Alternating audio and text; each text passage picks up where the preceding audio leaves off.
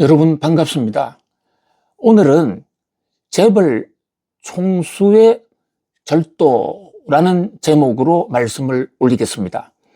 재벌하면 거대한 돈을 보유하고 있는 부자들이죠. 이 부자들이 절도 혐의로 경찰에 소환돼서 조사를 받았다? 좀 생경한, 상상하기 어려운 일 아니겠습니까? 그런데 우리 주변에서 실제로 이런 일이 일어나고 있는 모양입니다. 뉴스토마토란 언론이 있는데요. 여기서 LG그룹의 회장님, 구광모 회장님의 친아버지 구본능 씨가 절도 혐의로 경찰에 소환돼서 장시간 조사를 받았다라고 보도를 했습니다. 자, 이 구본능 씨가 누구냐? 구본능 씨는 구광모 씨의 친아버지인데요. 사실상 지금 LG그룹의 대원군이라고 볼 수가 있습니다. 자, 대원군, 우리는 고종 황제의 아버지를 대원군으로 알고 있지만 사실 대원군이라는 것은 일반 명사입니다. 왕의 아버지인데 역대로 왕을 하고 자기 자식에게 왕위를 물려준 그 사람은 상왕, 이렇게 표현하겠지만 자기는 왕을 하지 않는데 아들을 왕으로 만들어서 살아있을 때 자기 아들이 왕이다 이랬으면 그 아버지를 우리는 대원군이라고 그럽니다. 고종 아버지는 흥선대원군이죠.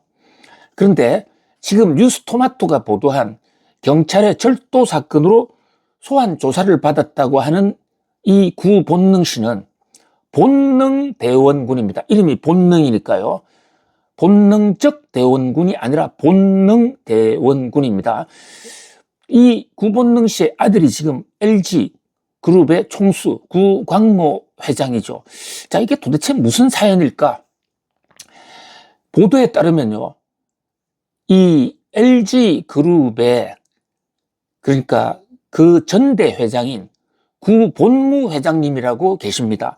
LG그룹은요, 구인혜 씨가 창업을 했고 구인혜 씨의 장남인 구자경 씨가 가업을 이었고 또 구자경 씨의 아들인 구본무 씨가 경영을 하다가 수년 전에 숙환으로 돌아가셨어요. 비교적 젊은 나이에 좀 돌아가셨죠.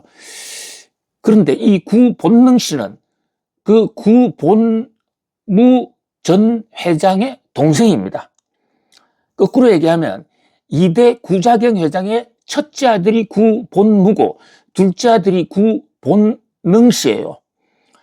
그런데 왜 갑자기 이분이 대원군이 됐느냐? 공교롭게도 3대 회장인 구본무 씨에게는 아들이 없었습니다. 아니, 아들이 있었습니다. 구원모라는 아들이 있었는데 이 불의의 사고로 유명을 어릴 때 세상을 떠났어요. 그렇다 보니까 딸만 남기고 구본무 회장은 이제 대가 끊어진 것이죠. 그런데 LG그룹 잘 알다시피 유교적 문화가 굉장히 뿌리 내린 곳이고 아들 위주로 상속해야 된다는 분위기가 강하지 않습니까? 그러다 보니까 그 둘째 아들이었던 구자경 회장의 둘째 아들이었던 구본능 씨의 장남 구광모 씨를 구본능의 형인 구본무 씨 아들로 양자 입적을 시킨 것이죠. 이제 그런 상태에서 구본무 씨가 사망을 하게 되니까 구본무 씨에게는 딸이 2명 있습니다. 첫째 딸이 구영경, 둘째 딸이 구연수입니다. 그럼에도 불구하고 LG그룹은 구본무 씨가 가지고 있던 대부분의 주식을 양자인 구광모 씨, 그러니까 구본능 씨의 아들로 물려줬죠. 그러다 보니까 구본능 씨가 이 구광모 씨를 아들을 최고 실력자, 사실상의 왕으로 키웠다. 그런 점에서 세간에서는 LG그룹의 대원군은 구본능 대원군, 줄여서 본능대원군이라고도 합니다. 이분은 희성그룹을 하고 있기도 스스로 또 재벌 총수이기도 해요. 자, 그런데 왜 이렇게 갑자기 절도 혐의를 받게 됐느냐? 누구든지 상대방이 자기를 고소하면 혐의는 받게 되어 있는 것이기 때문에 지금 현 상태에서 구본능 회장이 절도 행각을 했다, 이런 말씀을 드리는 것은 아닙니다. 지금 뉴스토마토의 보도 내용의 전후 맥락을 말씀을 올리는 것이에요. 자, 이 보도에 따르면 그 구본무 씨의 딸인 구연경 씨와 구연수 씨, 그리고 그 어머니인 이 세 사람, 세 모녀가 구본능 씨를 절도 혐의로 고발을 했다, 이런 내용인데요. 뭐 고발을 하면 경찰에서는 그 진위를 확인하기 위해서 소환 조사를 할 수 있게 되는 것이죠. LG 측에서는 이 대목과 관련해서 구본능 회장이 무슨 아쉬움에서 절도를 하겠느냐, 그것은 상속 분쟁에서 나오는, 그러니까 구본무 씨 딸과 배우자 그 세 모녀의 고발에 의한 것으로 우리는 혐의가 없다, 이렇게 주장을 하고 있습니다. 그런데 지금 고발을 한 척, 그러니까 구연경, 구연수, 이분들의 주장에 따르면 구본무 회장의 유언장이 금고에 들어가 있었는데 그 유언장을 구본능 씨가 들어와서 금고를 깨부수고 그 안에서 탈취해 갔다, 이런 혐의로 고발을 했다라는 얘기입니다.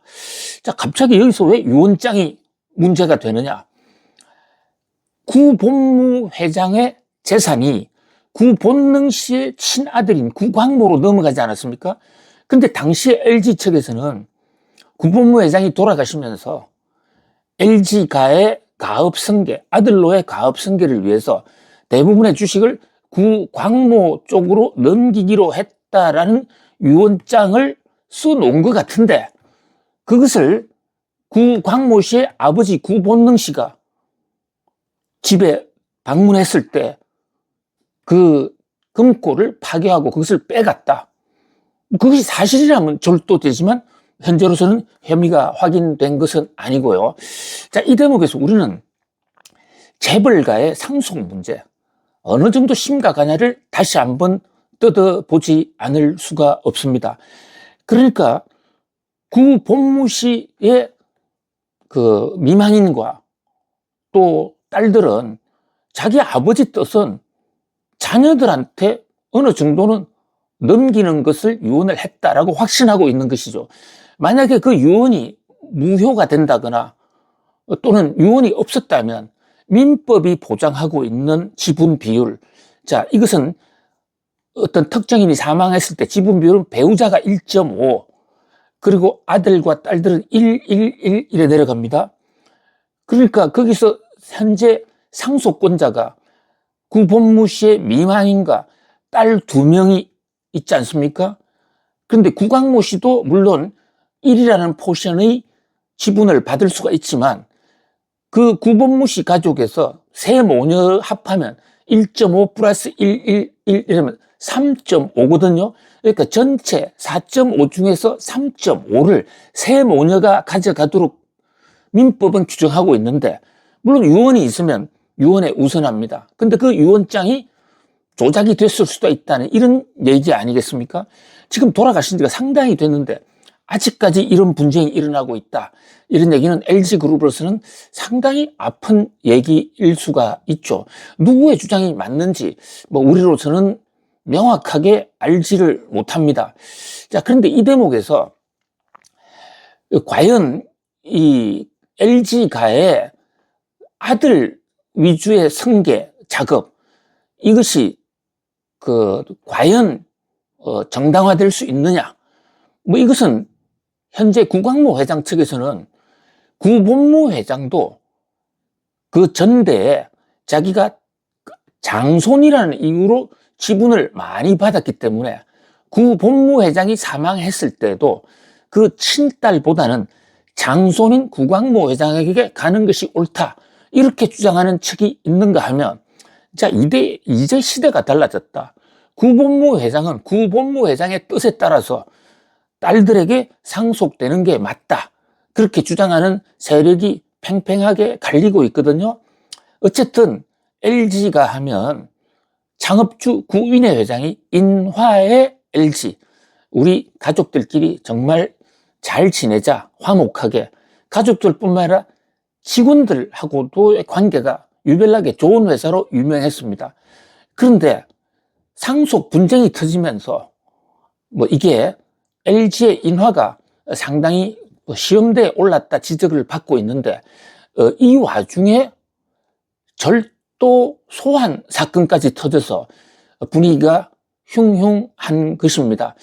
자, 그런데 남의 집안의 상속 문제를 왜 이렇게 우리가 알아야 되느냐? 그것은 LG가 공기업이고, 공기업이라는 게 상장한 공공기업이다 말이죠. LG그룹에는 수많은 주주들이 있고, 사실상 국민기업이지 않습니까? 투자하는 사람들 입장에서는 그 지분이 어디로 가게 되는지, 또 절도 사건이 진짜로 있었는지 아니면 가짜인지, 거기에 따라서 경제 주체들이 영향을 받기 때문입니다.